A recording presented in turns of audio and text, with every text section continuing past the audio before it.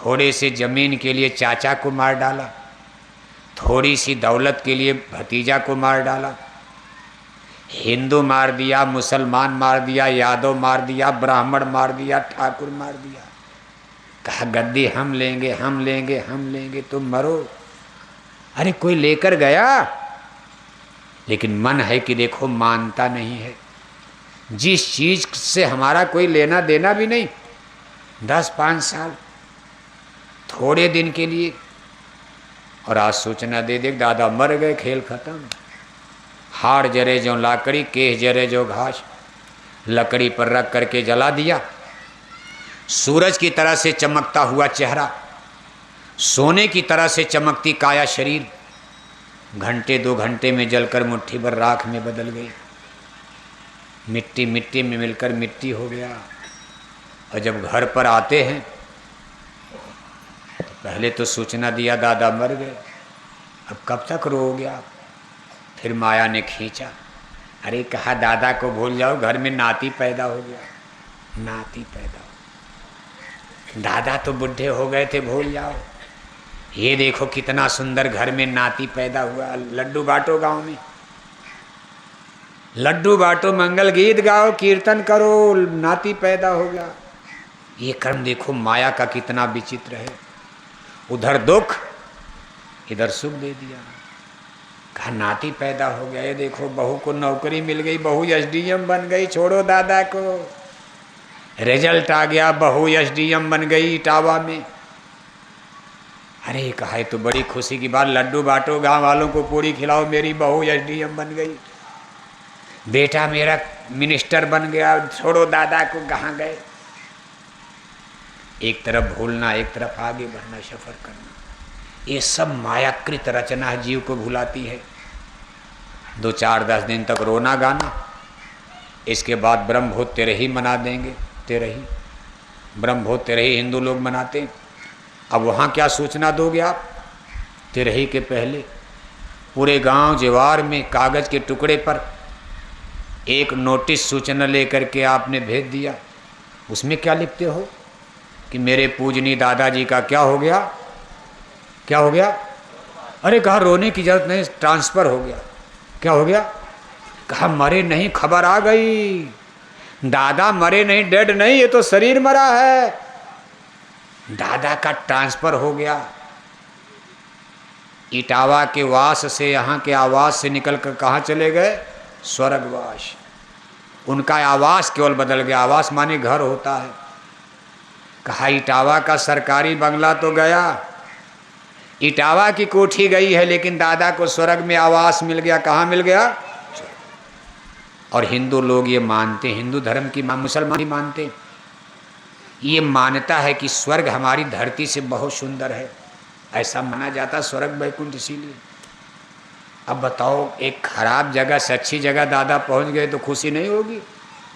अरे कहा भाई अब हम लड्डू खिलाएंगे, अब हम खुशी मनाएंगे, दादा स्वर्ग चले गए, लड्डू खाओ। लाखों रुपया खर्च करके पूरे गांव वालों को लड्डू पूरी खिलाओ, क्योंकि हमारे दादा की प्रोन्नति हो गई, प्रगति हो गई। कहाँ चले गए? स्वर्ग चले गए। दादा 2 कुंतल मछली खाकर मरे, उनकी भी तेरही में नोटिस जारी हो गई। क्या हो गया? स्वर्ग। दादा सारी जिंदगी शराब पीते पीते मर गए, उनकी भी तेरही में चिट्ठी लिख दिया। क्या हो गया? स्वर्ग। दादा सारी जिंदगी चोरी कत्ल डकैती करते करते मर गए, उनकी भी तेरही में चिट्ठी लिख दिया। दादा का क्या हो गया? स्वर्ग। आपके जिले में जो लोग जीवन भर डाका डाले, मैनपुरी, एटा, इटावा, अब तो आपका नाम गाम हो रहा।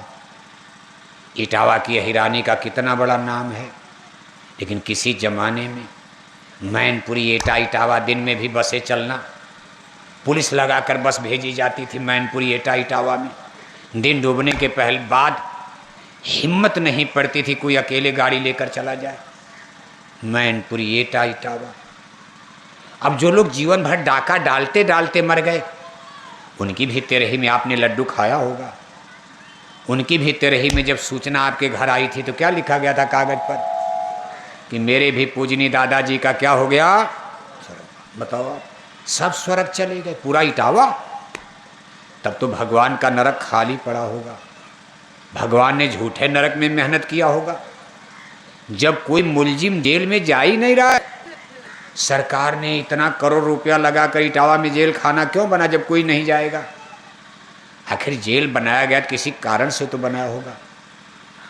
आज तक किसी ने इटावा में एक आग मेरे दादाजी का नरकवास हो गया, सब एक ही गाना गा रहे, दादाजी का क्या हो गया, और जिस दिन जान जाओगे मेरे दादा का तो नरकवास हो गया, वो दिन लड्डू पूड़ी में कोई पैसा खर्च करे बैठ के रोओगे आप, तब रोओगे अरे मेरे दादा तो जेल चले गए, मेरे दादा नरक चले गए, बड़ी दर्द तकलीफ में जेल में खाने। नरक माने जेल, नरक का मतलब भगवान का जेल। दादा को सजा हो गई, जेल में गए, कट रहे, मर रहे, पिट रहे, आप यहाँ लड्डू पूड़ी अच्छा लगेगा? लेकिन आपके अंदर अंधविश्वास, आडंबर, पाखंड धंस गया और आदमी कुछ भी करा, सबका स्वर्गवास कर दिया, एक तरफ से स्वर्ग का पट्टा कर दिया, और स्वर्ग जाने का रास्ता तो आपने खोजा। रामायण क्या कह रही है? रामायण की ही मानो, रामायण लिख रही है कि गुरबिन भवनी तरह न कोई, जो बिरंची संकर्ष हुई। कहा मानव जन्म पाकर संतों की खोज करो। जैसे संसार की विद्या के लिए टीचर, ट्यूटर, मास्टर खोजा जाता, ऐसे साइंस ऑफ सोल, स्पिरिचुअल, आध्यात्मिक चेतन परा विद्या, जीवात्मा को माँ के गर्भ में कैसे उतारा गया, मौत के समय कैसे निकाला जाता, कैसे आदमी से निकाल कर गाय बैल कुत्ता बिल्ला में डाल देंगे, कैसे नरकों की आग में जलाते, कैसे स्वर्ग बैकुंठ, देवी देवता, ईश्वर भगवान का दर्शन दीदार होगा, कैसे मोक्ष मुक्ति मिलेगी, जन्म मरण छूटेगा। कितना लेसन पाठ है सोचो आप। एक एक लेसन पाठ को पढ़ने में एक एक जन्म लग जाता, मामूली चीज़ है। आपसे पूछा जाए जीव माँ के गर्भ में कैसे आया, किधर से आया, भारत के बड़े बड़े विद्वान नहीं पूरी रामायण याद नहीं बता पाएंगे। ये पढ़ाई का विषय नहीं तो स्पिरिचुअल एक्सपेरिमेंट, ये प्रैक्टिकल चीज़ है, साधना का विषय है। और आज के ज़माने में कोई साधना कर रहा, पूजा पाठ धर्म कर्म सत्यानाश कर दिया, कुछ किसी की समझ में आ रहा धर्म क्या है। मंदिर में टन टन घंटी घंटा बजाए जा रहे, हरे रामा हरे कृष्णा कीर्तन गाए जा रहे, अखंड रामायण पढ़े जा रहे, गंगा गोदावरी नहाए जा रहे, चंदन तिलक टीका लगाए जा रहे, जय श्री राम नारा लगाए जा रहे, और एक एक किलो मछली खाए जा रहे, 10-10 बोतल शराब पिए जा रहे, एक एक किलो अंडा खाए जा रहे। क्या धर्म की ऐसी तैसी कर दिया, यही धर्म है। आप सब लोग राम किरण को मानते हो, भगवान राम ने कभी मांस खाया था?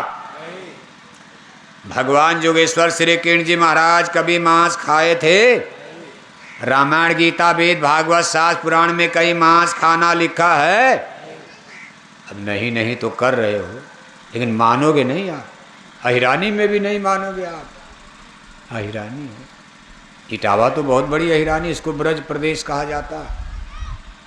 इसी ब्रज भूमि में मथुरा में सगे मामा कंस की जेल में जोगेश्वर श्री कृष्ण जी ने अवतार लिया। अब आप कहोगे हम यदुवंशी हैं, यदुवंशी हैं, और भगवान के यदकुल में, यदुवंश में आज तक आपकी जानकारी में भगवान कृष्ण से बड़ा कोई पैदा हुआ? आज भी यदकुल का नायक उन्हीं को माना जाता है।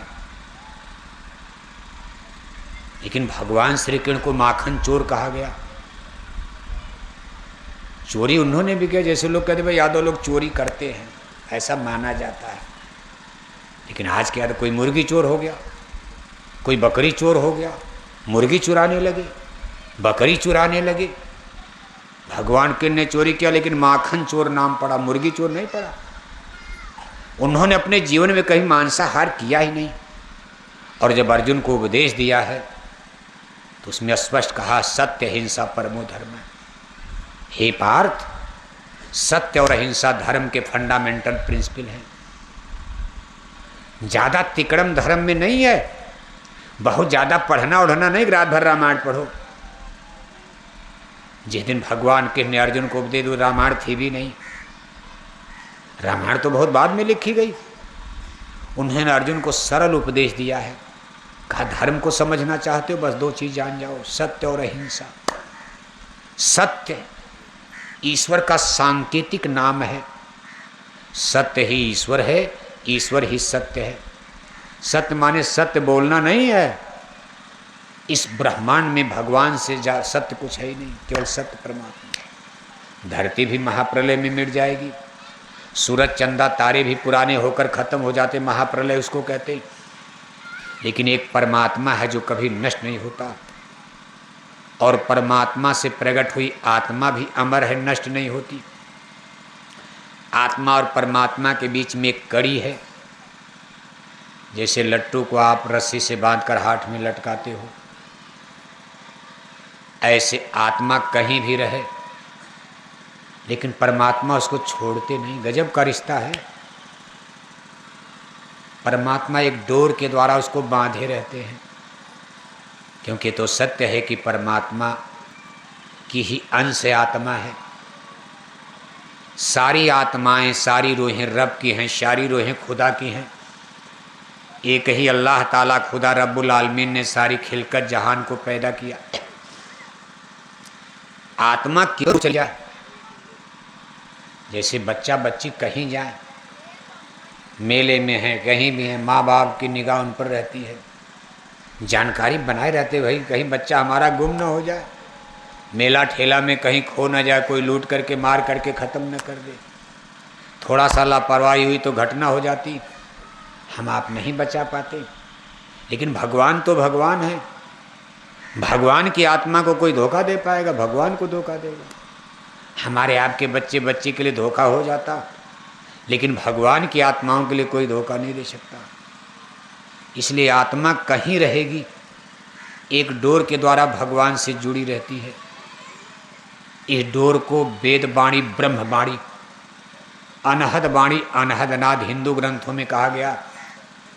मुसलमान भाइयों के यहाँ इसको आसमानी आवाज़, संतों महापुरुषों ने इसको शब्द कहा है, साउंड। रामायण में इसको नाम भी कहा गया, नाम। कहलक करो मैं नाम बढ़ाई, राम न सके नाम गुण। नाम अलग है, राम अलग है, दोनों अलग है ना।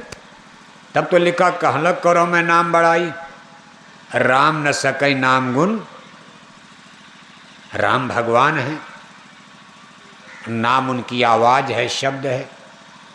इधर आत्मा है, नीचे भगवान है, ऊपर। दोनों का अलगाव न हो जाए कि फिर मिलने ख़त्म हो जाए, आत्मा खो जाए, फिर ना मिले। इसलिए भगवान ने इसको शब्द की डोरी से नत्थी कर दिया। जैसे आप पतंग उड़ाते हो, अगर डोरी है तो खींचोगे, डोरी कट गई पतंग चली जाएगी, पता नहीं चलेगा कहाँ खो गई। इसलिए भगवान ने अब ये डोरी तो आपकी धागे की है, सूत की टूट सकती, लेकिन भगवान ने जो डोर लगाई है, जिस डोर से आत्मा को बांधा है, ये डोर चेतन है, ये भी कभी नहीं मरती है, ये टूट नहीं सकती। इसको शब्द कहते हैं। इस पर साहब कबीर ने कहा, सब मर जाए शब्द नहीं मरता। तो कितनी चीज अमर हो गई। एक परमात्मा अमर है, दूसरी हमारी आत्मा अमर है, और दोनों जिस डोर से बंधे, ये शब्द, साउंड, ब्रह्मवाणी, अनहद वाणी, अनहद नाद भी अमर है। जिस दिन ये शब्द की डोर टूट जाएगी, फिर हम लोग कभी भगवान को नहीं पा सकते। इसलिए परमात्मा ने ऐसा इंतजाम कर रखा कि सारी आत्माओं को शब्द की डोर से उन्होंने बांध रखा। चाहे आत्मा गाय में हो, चाहे बैल में, चाहे कीड़ा में, चाहे मकोड़ा में, चाहे आत्मा पशु में, चाहे पक्षी में, चाहे नरक में, चाहे स्वर्ग में, कहीं भी आत्मा रहेगी। ये परोक्ष रूप से अप्रत्यक्ष शब्द डोर से बंधी है। और भगवान को पूरा भरोसा है कि एक न एक दिन आत्मा इस शब्द की डोर को पकड़कर परमात्मा की दरगाह में वापस जाएगी, जिसको मोक्ष कहा जाता है। फिर परमात्मा के पास पहुंच जाना।